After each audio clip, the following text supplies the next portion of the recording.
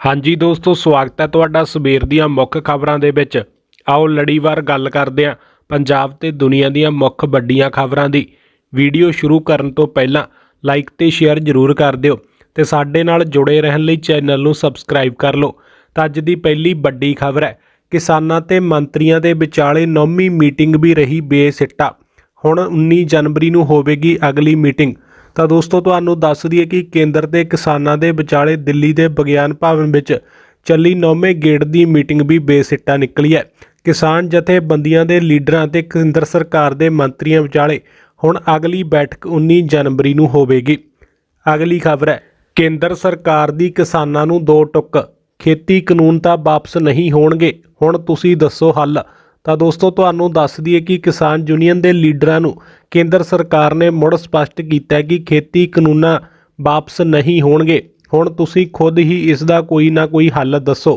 ਕਿਸਾਨ ਲੀਡਰਾਂ ਨੇ ਤਿੰਨ ਕੇਂਦਰੀ ਮੰਤਰੀਆਂ ਦਰਮਿਆਨ 9ਵੇਂ ਦੌਰ ਦੀ ਗੱਲਬਾਤ ਤੋਂ ਬਾਅਦ ਸਰਕਾਰ ਨੇ ਇਹ ਸਪਸ਼ਟ ਕੀਤਾ ਕਿ ਖੇਤੀ ਮੰਤਰੀ ਤੋਮਰ ਨੇ ਫਿਰ ਕਾਨੂੰਨਾਂ ਵਿੱਚ ਸੋਧ ਦੀ ਪੇਸ਼ਕਸ਼ ਕਿਸਾਨਾਂ ਦੇ ਅੱਗੇ ਰੱਖੀ ਹੈ। ਦੂਜੇ ਪਾਸੇ ਕਿਸਾਨਾਂ ਨੇ ਵੀ ਕਾਨੂੰਨਾਂ ਵਿੱਚ ਸੋਧ ਨੂੰ ਸਰਕਾਰ ਦੀ ਪੇਸ਼ਕਸ਼ ਨੂੰ ਪੂਰੀ ਤਰ੍ਹਾਂ ਠੁਕਰਾ ਦਿੱਤਾ ਹੈ। ਅਗਲੀ ਖਬਰ ਹੈ, ਰਕੇਸ਼ ਟਕੈਤ ਦੀ ਦੋ ਟੁੱਕ, 5 ਸਾਲ ਸਰਕਾਰ ਚੱਲ ਸਕਦੀ ਹੈ ਤਾਂ ਕਿਸਾਨ ਅੰਦੋਲਨ ਕਿਉਂ ਨਹੀਂ। ਤਾਂ ਦੋਸਤੋ, ਭਾਰਤੀ ਕਿਸਾਨ ਯੂਨੀਅਨ ਦੇ ਲੀਡਰ ਰਕੇਸ਼ ਟਕੈਤ ਨੇ ਹੈਰਾਨੀ ਜ਼ਾਹਰ ਕਰਦਿਆਂ ਕਿਹਾ ਕਿ ਜੇਕਰ ਸਰਕਾਰ 5 ਸਾਲ ਲਈ ਚੱਲ ਸਕਦੀ ਹੈ ਤਾਂ ਕਿਸਾਨ ਅੰਦੋਲਨ ਇੰਨੇ ਅਰਸੇ ਕਿਉਂ ਨਹੀਂ ਚੱਲ ਸਕਦਾ। ਖੇਤੀ ਕਾਨੂੰਨਾਂ ਨੂੰ ਰੱਦ ਕਰਨ ਦੀ ਮੰਗ ਤੇ ਕਾਇਮ ਕਿਸਾਨਾਂ ਵੱਲੋਂ ਦਿੱਲੀ ਦੀਆਂ ਬਰੂਹਾਂ ਤੇ ਲਾਏ ਮੋਰਚੇ ਨੂੰ ਅੱਜ 50 ਦਿਨ ਤੋਂ ਵੀ ਟੱਪ ਚੁੱਕਿਆ ਹੈ। ਅਗਲੀ ਖਬਰ ਹੈ, ਪੰਜਾਬ ਤੇ ਹਰਿਆਣਾ ਦੇ ਵਿੱਚ ਸੀਤ ਲਹਿਰ, ਠੰਡ ਨੇ ਤੋੜਿਆ 30 ਸਾਲਾਂ ਦਾ ਰਿਕਾਰਡ। ਤਾਂ ਦੋਸਤੋ, ਤੁਹਾਨੂੰ ਦੱਸ ਦਈਏ ਕਿ ਪੰਜਾਬ ਅਤੇ ਹਰਿਆਣਾ ਦੇ ਵਿੱਚ ਵੀ ਸੀਤ ਲਹਿਰ ਦਾ ਕਹਿਰ ਜਾਰੀ ਹੈ। ਮੌਸਮ ਵਿਭਾਗ ਦੇ ਇੱਕ ਅਧਿਕਾਰੀ ਨੇ ਦੱਸਿਆ ਕਿ ਹਰਿਆਣਾ ਦੇ ਨਾਰਨੌਲ ਦੇ ਵਿੱਚ ਘੱਟੋ ਘੱਟ ਤਾਪਮਾਨ ਆਮ ਦੇ ਨਾਲੋਂ 3 ਡਿਗਰੀ ਯਾਨੀ ਕਿ 1.8 ਡਿਗਰੀ ਸੈਲਸੀਅਸ ਦਰਜ ਕੀਤਾ ਗਿਆ, ਜੋ ਕਿ ਦੋਵੇਂ ਸੂਬਿਆਂ ਦਾ ਸਭ ਤੋਂ ਠੰਡਾ ਸਥਾਨ ਰਿਹਾ। ਪੰਜਾਬ ਅਤੇ ਹਰਿਆਣਾ ਦੇ ਵਿੱਚ ਬਹੁਤੀਆਂ ਥਾਵਾਂ ਤੇ ਸਵੇਰੇ ਸੰਘਣੀ ਧੁੰਦ ਛਾਈ ਰਹੀ, ਇਸ ਕਾਰਨ ਜਨ ਜੀਵਨ ਵੀ ਠੱਪ ਹੋ ਕੇ ਰਹਿ ਗਿਆ। ਮੌਸਮ ਵਿਭਾਗ ਦੇ ਵੱਲੋਂ ਆਦਮਪੁਰ ਦਾ ਘੱਟੋ ਘੱਟ ਤਾਪਮਾਨ 2.1 ਡਿਗਰੀ ਸੈਲਸੀਅਸ ਦਰਜ ਕੀਤਾ ਗਿਆ। ਇਸੇ ਤਰ੍ਹਾਂ ਪਠਾਨਕੋਟ ਦੇ ਵਿੱਚ 2.5, ਹਲਵਾਰਾ ਦੇ ਵਿੱਚ 4.2 ਤੇ ਬਠਿੰਡਾ ਦੇ ਵਿੱਚ 3.6, ਫਰੀਦਕੋਟ ਦੇ ਵਿੱਚ 5, ਅੰਮ੍ਰਿਤਸਰ ਦੇ ਵਿੱਚ 6.5, ਲੁਧਿਆਣਾ ਦੇ ਵਿੱਚ 4.8 ਤੇ ਪਟਿਆਲਾ ਦੇ ਵਿੱਚ 5.1 ਤੇ ਗੁਰਦਾਸਪੁਰ ਦੇ ਵਿੱਚ ਤਾਪਮਾਨ 8 ਡਿਗਰੀ ਸੈਲਸੀਅਸ ਦਰਜ ਕੀਤਾ ਗਿਆ। ਤੇ ਉਧਰ ਚੰਡੀਗੜ੍ਹ ਦੇ ਵਿੱਚ ਤਾਪਮਾਨ ਆਮ ਦੇ ਨਾਲੋਂ 1 ਡਿਗਰੀ ਘਟ ਕੇ 3.9 ਡਿਗਰੀ ਸੈਲਸੀਅਸ ਦਰਜ ਕੀਤਾ ਗਿਆ।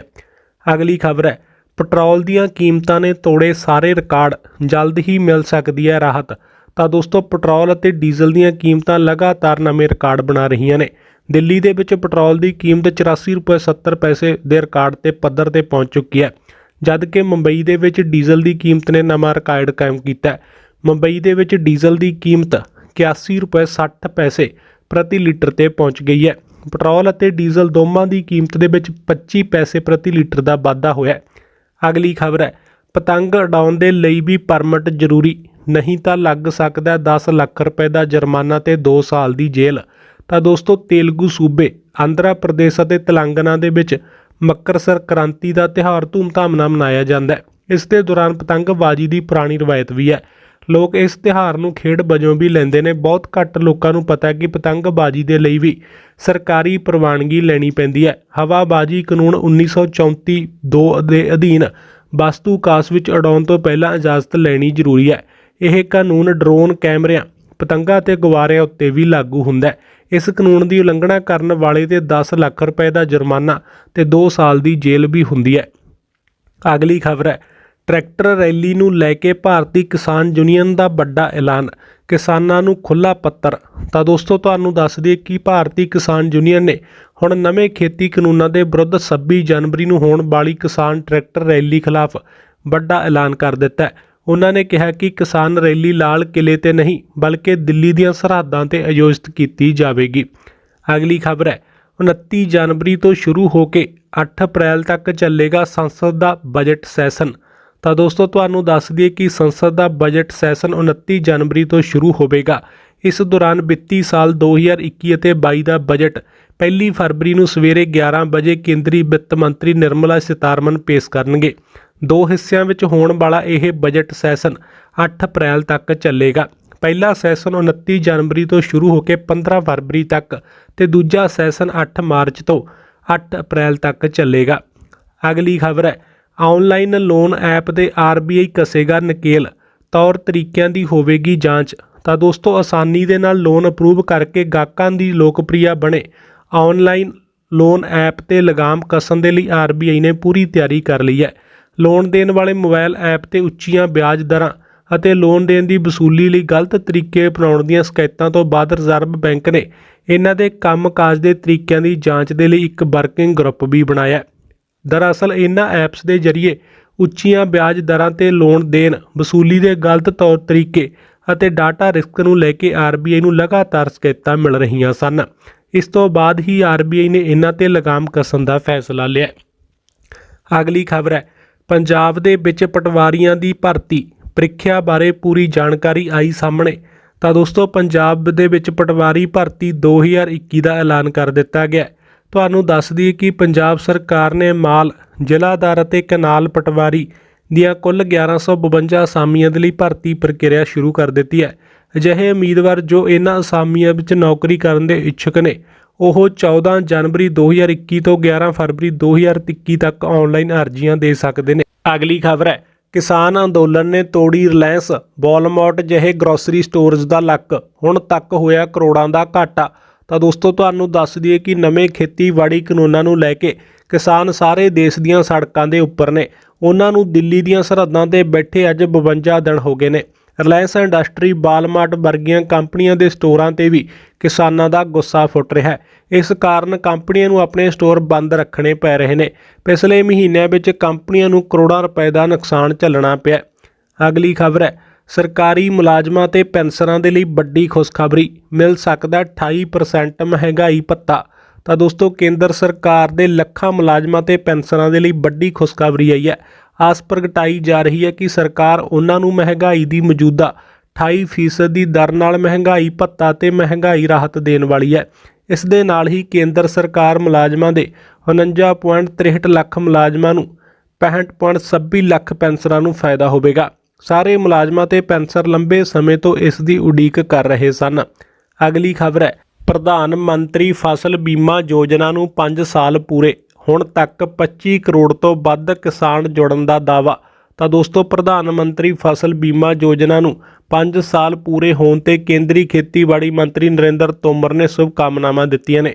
ਉਹਨਾਂ ਨੇ ਅਪੀਲ ਕੀਤੀ ਹੈ ਕਿ ਜਿਹੜੇ ਕਿਸਾਨ ਅਜੇ ਤੱਕ ਆਪਣੀ ਫਸਲ ਦਾ ਬੀਮਾ ਨਹੀਂ ਕਰਵਾਇਆ ਉਹ ਬੀਮਾ ਕਰਵਾ ਲੈਣ। ਉਹਨਾਂ ਨੇ ਕਿਹਾ ਕਿ ਹੁਣ ਤੱਕ 25 ਕਰੋੜ ਤੋਂ ਵੱਧ ਕਿਸਾਨ ਇਸ ਯੋਜਨਾ ਨਾਲ ਜੁੜੇ ਹੋਏ ਨੇ ਤੇ ਹਰ ਸਾਲ 5 ਕਰੋੜ ਨਵੇਂ ਕਿਸਾਨ ਜੁੜ ਰਹੇ ਨੇ।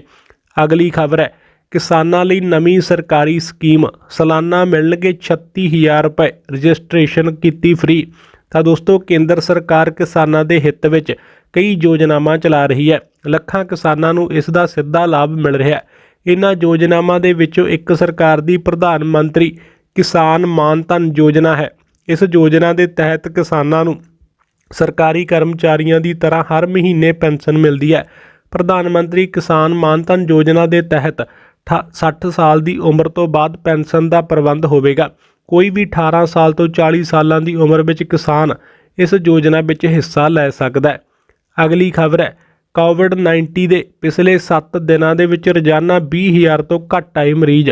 ਤਾਂ ਦੋਸਤੋ ਕੇਂਦਰੀ ਸਿਹਤ ਮੰਤਰਾਲੇ ਨੇ ਕਿਹਾ ਕਿ ਪਿਛਲੇ 7 ਦਿਨਾਂ ਦੇ ਵਿੱਚ ਕਰੋਨਾ ਵਾਇਰਸ ਦੇ ਰੋਜ਼ਾਨਾ 20,000 ਤੋਂ ਘੱਟ ਕੇਸ ਸਾਹਮਣੇ ਆ ਰਹੇ ਨੇ। ਪਿਛਲੇ 24 ਘੰਟਿਆਂ ਦੇ ਦੌਰਾਨ ਭਾਰਤ ਵਿੱਚ 16,946 ਵਿਅਕਤੀ ਕਰੋਨਾ ਤੋਂ ਪੀੜਤ ਮਿਲੇ ਨੇ। ਇਸੇ ਤਰ੍ਹਾਂ ਪਿਛਲੇ 20 ਦਿਨਾਂ ਵਿੱਚ ਰੋਜ਼ਾਨਾ ਮੌਤਾਂ ਦਾ ਅੰਕੜਾ ਵੀ 300 ਤੋਂ ਹੇਠਾਂ ਰਿਹਾ। ਹੁਣ ਭਾਰਤ ਦੇ ਵਿੱਚ ਕਰੋਨਾ ਦੇ ਸਰਗਰਮ ਮਰੀਜ਼ਾਂ ਦੀ ਗਿਣਤੀ 2,13,603 ਹੈ ਤੇ ਮੁਲਕ ਦੇ 25 ਸੂਬਿਆਂ ਤੇ ਕੇਂਦਰ ਸ਼ਾਸਿਤ ਪ੍ਰਦੇਸ਼ਾਂ ਦੇ ਵਿੱਚ 5,000 ਤੋਂ ਘੱਟ ਕਰੋਨਾ ਦੇ ਸਰਗਰਮ ਕੇਸ ਨੇ।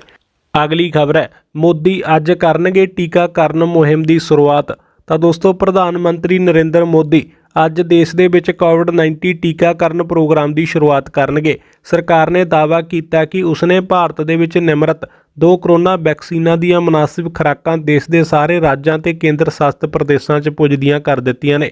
ਪ੍ਰਧਾਨ ਮੰਤਰੀ ਦਫ਼ਤਰ ਦੇ ਇੱਕ ਬਿਆਨ ਦੇ ਵਿੱਚ ਕਿਹਾ ਗਿਆ ਕਿ ਇਹ ਵਿਸ਼ਵ ਦਾ ਸਭ ਤੋਂ ਵੱਡਾ ਟੀਕਾਕਰਨ ਪ੍ਰੋਗਰਾਮ ਹੋਵੇਗਾ। ਅਗਲੀ ਖਬਰ ਹੈ, ਭਾਰਤ ਦੇ 3 ਨਵੇਂ ਕਾਨੂੰਨ ਖੇਤੀ ਸੁਧਾਰਾਂ ਨੂੰ ਅੱਗੇ ਵਧਾਉਣ ਦੇ ਲਈ ਅਹਿਮ ਕੌਮਾਂਤਰੀ ਮੁਦਰਾ। ਤਾਂ ਦੋਸਤੋ ਕੌਮਾਂਤਰੀ ਮੁਦਰਾ ਕੋਸ਼ ਦਾ ਮੰਨਣਾ ਹੈ ਕਿ ਭਾਰਤ ਵਿੱਚ ਲਾਗੂ ਕੀਤੇ 3 ਖੇਤੀ ਕਾਨੂੰਨਾਂ ਦੇਸ਼ ਵਿੱਚ ਖੇਤੀਬਾੜੀ ਸੁਧਾਰ ਨੂੰ ਅੱਗੇ ਵਧਾਉਣ ਦੇ ਲਈ ਮਹੱਤਵਪੂਰਨ ਕਦਮ ਹਨ। ਹਾਲਾਂਕਿ IMF ਨੇ ਇਹ ਵੀ ਕਿਹਾ ਕਿ ਨਵੀਂ ਪ੍ਰਣਾਲੀ ਨੂੰ ਅਪਣਾਉਣ ਦੀ ਪ੍ਰਕਿਰਿਆ ਦੌਰਾਨ ਸਮਾਜਿਕ ਸੁਰੱਖਿਆ ਦਾ ਪ੍ਰਬੰਧ ਕੀਤਾ ਜਾਵੇ, ਕਿਉਂਕਿ ਜੇ ਇਸ ਦੇ ਮਾੜੇ ਅਸਰ ਸਾਹਮਣੇ ਆਉਣ ਤਾਂ ਉਹਨਾਂ ਨੂੰ ਨੁਕਸਾਨ ਨਾ ਹੋਵੇ। ਅਗਲੀ ਖਬਰ ਹੈ, ਦੁਨੀਆ ਦੇ ਵਿੱਚ ਬੰਗਲੌਰ ਸਭ ਤੋਂ ਤੇਜ਼ੀ ਨਾਲ ਅੱਗੇ ਵੱਧਦਾ ਤਕਨਾਲੋਜੀ ਕੇਂਦਰ ਬਣਿਆ, ਮੁੰਬਈ 6ਵੇਂ ਨੰਬਰ ਤੇ। ਤਾਂ ਦੋਸਤੋ ਬੰਗਲੌਰ ਦੁਨੀਆ ਵਿੱਚ ਸਭ ਤੋਂ ਤੇਜ਼ੀ ਨਾਲ ਵੱਧ ਰਿਹਾ ਟੈਕਨੋਲੋਜੀ ਹੱਬ ਵਜੋਂ ਉੱਭਰਿਆ।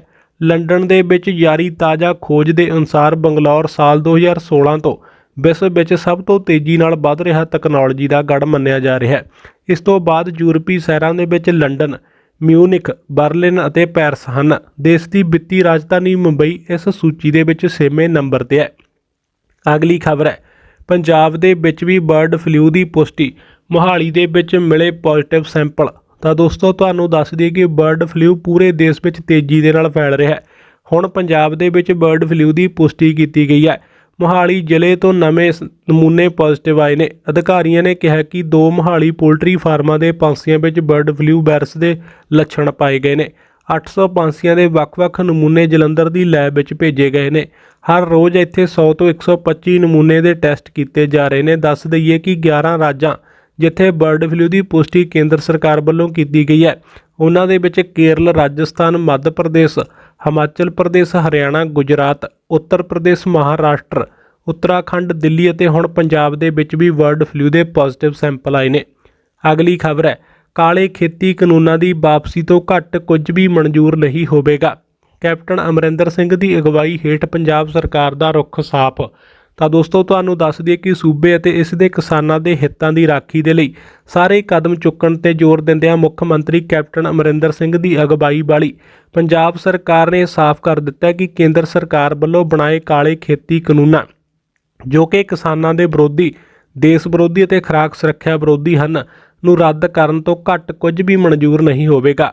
ਕੈਪਟਨ ਨੇ ਇਹ ਵੀ ਸਾਫ਼ ਕੀਤਾ ਕਿ ਇਹੋ ਕਦਮ ਚੁੱਕਣ ਨਾਲ ਮੌਜੂਦਾ ਸਮੱਸਿਆ ਦਾ ਨਿਪਟਾਰਾ ਹੋ ਸਕਦਾ ਹੈ।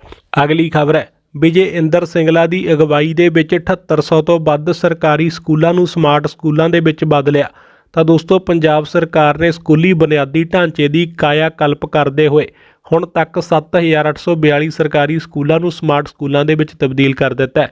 ਇਸ ਦੇ ਨਾਲ ਹੀ ਸਰਕਾਰੀ ਸਕੂਲਾਂ ਦੇ ਵਿੱਚ ਇਸ ਸਾਲ ਨਵੇਂ ਦਾਖਲਿਆਂ ਵਿੱਚ ਨਾ ਕੇਵਲ 14% ਤੋਂ ਅਧਿਕ ਦਾ ਵਾਧਾ ਹੋਇਆ, ਸਗੋਂ ਇਸ ਦੇ ਨਾਲ ਹੀ ਸਰਕਾਰੀ ਸਕੂਲਾਂ ਪ੍ਰਤੀ ਸੂਬੇ ਦੇ ਲੋਕਾਂ ਦੇ ਵਿੱਚ ਆਕਰਸ਼ਣ ਵੀ ਵਧਿਆ। ਅਗਲੀ ਖਬਰ ਹੈ, ਚੰਡੀਗੜ੍ਹ ਤੋਂ ਸ਼ੁਰੂ ਹੋਈ ਦੇਸ਼ ਦੀ ਪਹਿਲੀ ਏਅਰ ਟੈਕਸੀ ਸੇਵਾ। ਤਾਂ ਦੋਸਤੋ ਤੁਹਾਨੂੰ ਦੱਸ ਦਈਏ ਕਿ ਦੇਸ਼ ਦੇ ਵਿੱਚ ਪਹਿਲੀ ਏਅਰ ਟੈਕਸੀ ਸ਼ੁਰੂ ਹੋ ਗਈ ਹੈ। ਪਹਿਲੇ ਪੜਾਅ ਦੇ ਵਿੱਚ ਚੰਡੀਗੜ੍ਹ ਤੋਂ ਹੁਸ਼ਿਆਰ ਏਅਰ ਟੈਕਸੀ ਸੇਵਾ ਸ਼ੁਰੂ ਕੀਤੀ ਗਈ ਹੈ। ਚੰਡੀਗੜ੍ਹ ਹਵਾਈ ਅੱਡੇ ਤੋਂ ਹਰਿਆਣਾ ਦੇ ਮੁੱਖ ਮੰਤਰੀ ਮਨੋਹਰ ਲਾਲ ਖੱਟਰ ਨੇ ਦੇਸ਼ ਦੀ ਪਹਿਲੀ ਏਅਰ ਟੈਕਸੀ ਸੇਵਾ ਦਾ ਉਦਘਾਟਨ ਕੀਤਾ। ਖੱਟਰ ਨੇ ਚੰਡੀਗੜ੍ਹ ਤੋਂ ਹੁਸ਼ਿਆਰ ਜਾ ਰਹੀ ਇੱਕ ਏਅਰ ਟੈਕਸੀ ਨੂੰ ਹਰੀ ਝੰਡੀ ਦੇ ਕੇ ਰਵਾਨਾ ਕੀਤਾ। ਅਗਲੀ ਖਬਰ ਹੈ, ਸਕੂਲ ਸਿੱਖਿਆ ਵਿਭਾਗ ਦੀ ਪੰਜਾਬ ਐਜੂਕੇਅਰ ਐਪ ਵਿਦਿਆਰਥੀਆਂ ਤੇ ਅਧਿਆਪਕਾਂ ਦੇ ਲਈ ਵਰਦਾਨ। ਤਾਂ ਦੋਸਤੋ ਸਕੂਲ ਸਿੱਖਿਆ ਵਿਭਾਗ ਵੱਲੋਂ ਸਿੱਖਿਆ ਮੰਤਰੀ ਵਿਜੇ ਇੰਦਰ ਸਿੰਗਲਾ ਦੀ ਰਹਿਨੁਮਾਈ ਅਤੇ ਸਿੱਖਿਆ ਸਕੱਤਰ ਸ੍ਰੀ ਕ੍ਰਿਸ਼ਨ ਕੁਮਾਰ ਦੀ ਅਗਵਾਈ ਹੇਠ ਸਕੂਲਾਂ ਦੀ ਤਾਲਾਬੰਦੀ ਦੌਰਾਨ ਸਰਕਾਰੀ ਸਕੂਲਾਂ ਦੇ ਵਿਦਿਆਰਥੀਆਂ ਦੀ ਆਨਲਾਈਨ ਪੜ੍ਹਾਈ ਦੀਆਂ ਕੀਤੀਆਂ ਵਿਵਸਥਾਵਾਂ 5ਵੀਂ ਤੋਂ 12ਵੀਂ ਜਮਾਤਾਂ ਤੱਕ ਦੇ ਵਿਦਿਆਰਥੀਆਂ ਲਈ ਸਕੂਲ ਖੋਲ੍ਹਣ ਉਪਰੰਤ ਦੀ ਮਦਦਗਾਰ ਸਿੱਧ ਹੋ ਰਹੀਆਂ ਨੇ। ਅਗਲੀ ਖਬਰ ਹੈ, ਸੁਪਰੀਮ ਕੋਰਟ ਦੇ ਸਾਬਕਾ ਜੱਜ ਮਾਰਕੰਡੇ ਕਾਟਜੂ ਨੇ PM ਮੋਦੀ ਨੂੰ ਲਿਖੀ ਚਿੱਠੀ, ਫਾਰਮਰ ਪ੍ਰੋਟੈਸਟ ਖਤਮ ਕਰਨ ਦੇ ਲਈ ਦਿੱਤੇ 2 ਸੁਝਾਅ। ਤਾਂ ਦੋਸਤੋ ਸੁਪਰੀਮ ਕੋਰਟ ਦੇ ਸਾਬਕਾ ਜੱਜ ਮਾਰਕੰਡੇ ਕਾਟਜੂ ਨੇ ਪ੍ਰਧਾਨ ਮੰਤਰੀ ਨਰਿੰਦਰ ਮੋਦੀ ਨੂੰ ਚਿੱਠੀ ਲਿਖੀ ਹੈ, ਜਿਸ ਦੇ ਵਿੱਚ ਜਸਟਿਸ ਕਾਟਜੂ ਨੇ ਕਿਹਾ ਕਿ ਕਿਸਾਨਾਂ ਦੇ ਵੱਲੋਂ ਕੋਰਟ ਦੀ ਕਮੇਟੀ ਨੂੰ ਠੁਕਰਾਉਣ ਤੋਂ ਬਾਅਦ ਸਰਕਾਰ ਨੂੰ ਤੁਰੰਤ ਕਾਨੂੰਨ ਵਾਪਸ ਲੈਣੇ ਚਾਹੀਦੇ ਨੇ ਤੇ ਨਾਲ ਹੀ ਹਾਈ ਪਾਵਰ ਕਿਸਾਨ ਕਮਿਸ਼ਨ ਦਾ ਗਠਨ ਕਰਨਾ ਚਾਹੀਦਾ ਹੈ। ਤੇ ਦੋਸਤੋ ਇਹ ਸੀ ਅੱਜ ਸਵੇਰ ਦੀਆਂ ਤਾਜ਼ਾ ਤੇ ਮੁੱਖ ਵੱਡੀਆਂ ਖਬਰਾਂ। ਤੁਸੀਂ ਵੀਡੀਓ ਨੂੰ ਆਪਣੇ ਦੋਸਤਾਂ ਮਿੱਤਰਾਂ ਨਾਲ ਅੱਗੇ ਸ਼ੇਅਰ ਜ਼ਰੂਰ ਕਰ ਦਿਆ ਕਰੋ ਤੇ ਸਾਡੇ ਨਾਲ ਜੁੜੇ ਰਹਿਣ ਲਈ ਚੈਨਲ ਨੂੰ ਸਬਸਕ੍ਰਾਈਬ ਕਰ ਲਓ ਤੇ ਨਾਲ ਬਣੇ ਬੈਲ ਨੂੰ ਵੀ ਦਬਾ ਦਿਓ, ਜਿਸ ਨਾਲ ਤੁਹਾਨੂੰ ਇਸੇ ਤਰ੍ਹਾਂ ਦੀਆਂ ਆਉਣ ਵਾਲੀਆਂ ਨਵੀਆਂ ਤੇ ਤਾਜ਼ਾ ਖਬਰਾਂ ਦਾ ਸਭ ਤੋਂ ਪਹਿਲਾਂ ਪਤਾ ਲੱਗਦਾ ਰਹੂਗਾ। ਤੇ ਇਸ ਵੀਡੀਓ ਦੇ ਵਿੱਚ ਇੰਨਾ ਹੀ, ਮਿਲਦੇ ਹਾਂ ਕਿਸੇ ਨੈਕਸਟ ਵੀਡੀਓ ਦੇ ਵਿੱਚ, ਤਦ ਤੱਕ ਲਈ ਧੰਨਵਾਦ। प्यार करना या छुड़वाना, वशीकरण, लव मैरिज, प्रेमी नूं मनाउणा, घर वाले मनाउणा, पति पत्नी विच झगड़ा, आपसी अणबण, सस नूं दा झगड़ा, ਕਿਸੇ ਦਾ ਬੇਟਾ ਕਿਸੇ ਦੂਸਰੇ ਦੇ ਕਹਿਣੇ 'ਚ ਹੈ ਜਾਂ ਕਿਸੇ ਦੀ ਬੇਟੀ ਕਿਸੇ ਦੂਸਰੇ ਦੇ ਕਹਿਣੇ 'ਚ ਹੈ। ਪ੍ਰੇਮੀ ਪ੍ਰੇਮਿਕਾ 'ਚ ਅਣਬਣ, ਵਿਦੇਸ਼ ਯਾਤਰਾ, ਲੌਟਰੀ ਸਪੈਸ਼ਲਿਸਟ, ਕਿਸੇ ਵੀ ਸਮੱਸਿਆ ਦੇ ਲਈ ਫੋਨ ਕਰੋ। ਹਰ ਸਮੱਸਿਆ ਦਾ ਸਮਾਧਾਨ ਸਿਰਫ 3 ਘੰਟੇ ਵਿੱਚ। ਵਿਸ਼ਵ ਪ੍ਰਸਿੱਧ ਬਾਬਾ ਹਰਦੀਪ ਜੀ ਗੋਲਡ ਮੈਡਲਿਸਟ ਨੂੰ ਫੋਨ ਕਰੋ, ਜਿਨ੍ਹਾਂ ਦਾ ਨੰਬਰ ਹੈ 09592471407। ਤੇ ਦੇਰ ਕਿਸ ਗੱਲ ਦੀ, ਹੁਣੇ ਬਾਬਾ ਹਰਦੀਪ ਜੀ ਨੂੰ ਕਾਲ ਲਗਾਓ, ਸਮਾਧਾਨ ਪਾਓ, ਜਿਨ੍ਹਾਂ ਦਾ ਨੰਬਰ ਹੈ 09592471407।